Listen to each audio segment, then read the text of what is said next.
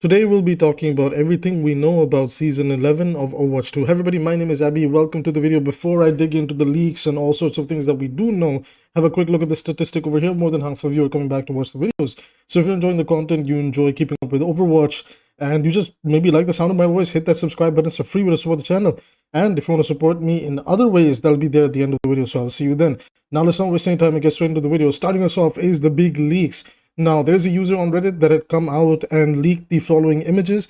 I'm going to show them on the screen. I'm going to slightly blur them for the sake of, in case Blizzard decides to pull out the gun and hold me at gunpoint for some reason. And I don't know, I'm scared, man. I don't want Blizzard to take down my channel or something. So they're going to be slightly blurred, but, it'll be visible enough to where you guys can understand what's in front of you. So the first one that stands out like a sore thumb is this Lucio skin. This one definitely caught people off guard on the Twitter. They were like, wait, what is this? Is this like an axolotl Lucio skin? But then there's like this octopus hair dread thing going on. To be honest with you, I actually don't really dislike this skin. A lot of Lucio players and just fan reception in general felt really awkward about it, but I think it's cool. I think it's okay if we get something a little bit different every now and then, and that's what this season seems to be shaping up. Now, I do have an idea of what the theme might be because there was some file names that got leaked with it. And not gonna lie, I'm actually really excited because anybody that keeps up with this channel knows I'm kind of a big Kamen Rider fan. So we might actually be going into a tokusatsu season, which is interesting, and that's what the file names were, was that these were from a folder called tokusatsu. For those of you that don't know, that's basically things like Power Rangers / Super Sentai, Kamen Rider, Ultraman, Godzilla, etc., etc. The list goes on. Now, our next skin is interesting. It is Zenyatta.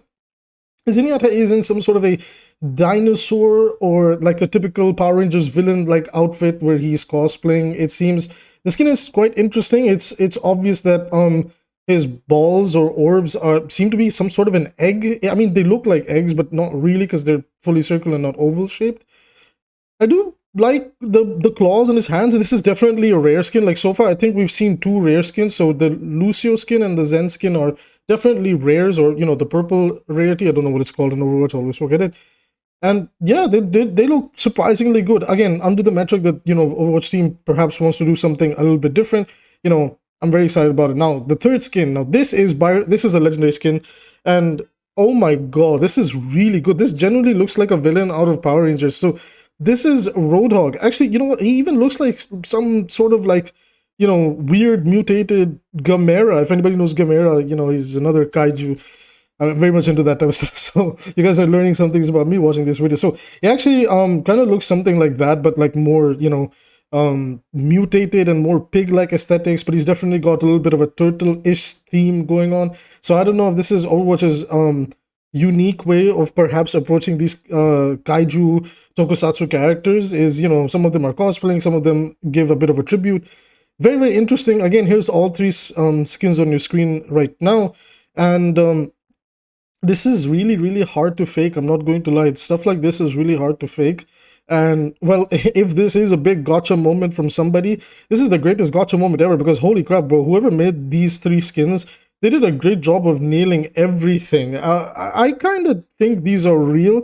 They're way too good to be fake, and it doesn't seem like there's any inconsistencies anywhere. They pretty much nailed everything off the bat when it comes to the skins of what the Overwatch art team makes them look like. So you know what, if this is the season we're going into, me personally, I'm excited to see what they do with the other characters. Again, like the problem with the skin team right now is we're still only really getting maybe a total of like 7 to 14 max new skins when our hero roster keeps expanding. Like I wish Blizzard would increase the amount of new skins that do come out, so it's more fun that way, so that hey, so many characters got so many skins. But I digress.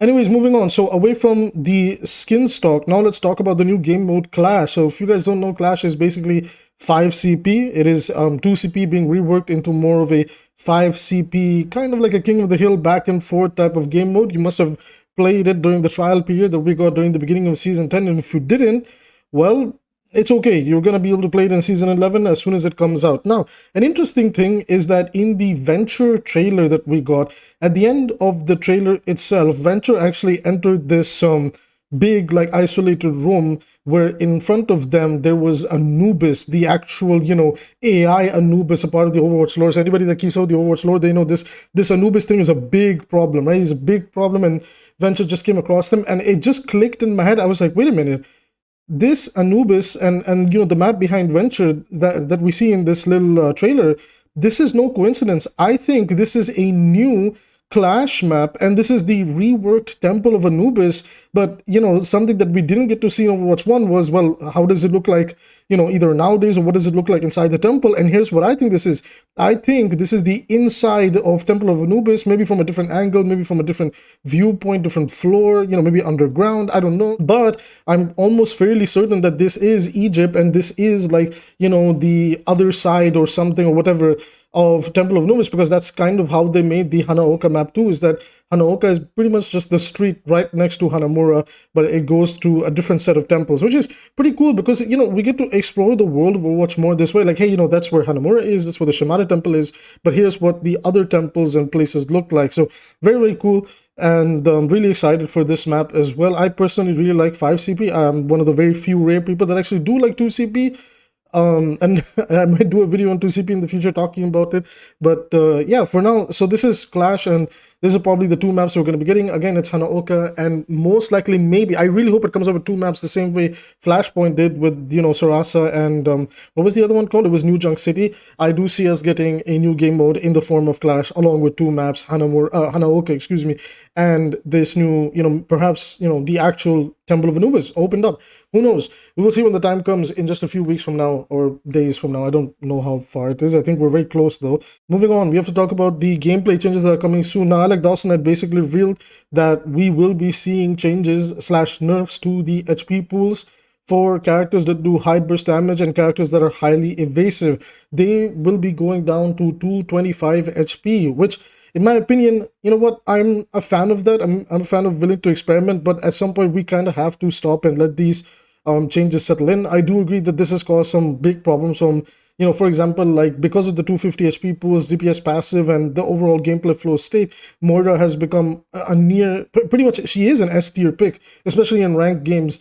And the reason for that is the bigger HP pools benefit her a lot, benefit her playstyle of farming coal and doing whatever she wants. So, you can't nerf a character like Moira because, again, you just completely ruin the character and gutter the hero, even though she's just, winning because of the format and not necessarily because of the actual, gameplay, because of the format and not because of balance, right? It's like two different things. So, so again, this should help iron those things out. Alternatively, this should help characters like Ana as well. Ana, again, doesn't really like the bigger HP pools because she doesn't want to spend too much time shooting targets, whether it's damaging or healing. She, does want to heal up quickly or damage quickly, so this should help Ana quite a bit. Alternatively, my fear is that this might make Roadhog still a mainstay, so I'm really, really hoping that Blizzard does bring out their ginormous, nerf hammer and absolutely gutter the shit out of Hog, and like legitimately they just pick him up, they toss him to the other side of the ring, they drop kick him, they RKO his ass. This guy's gotta go. Even with the nerfs that he got, he's still very, very strong, and it's so surprising that Blizzard didn't have like a second hotfix or something like that in mind, that, oh, just in case if Hog takes over the game, and is still a mainstay, we'll have something in mind to counter him. So yeah, so I guess that's it, everybody. I guess that's all what we know so far. So we covered the least what we know officially. Again, TLDR, new skins, seems like it's a kaiju season, maybe tokusatsu season. Maybe we'll see more Power Ranger / Kamen Rider inspired skins given to other characters. Maybe we will see more kaiju based skins. And that's going to be it for this video, everybody. Again, so if you want to support the channel for free, all you have to do is like and subscribe. And if you want to support the channel, through other means, perhaps you want to support me financially, then all you have to do is check out my Patreon or join the YouTube membership system.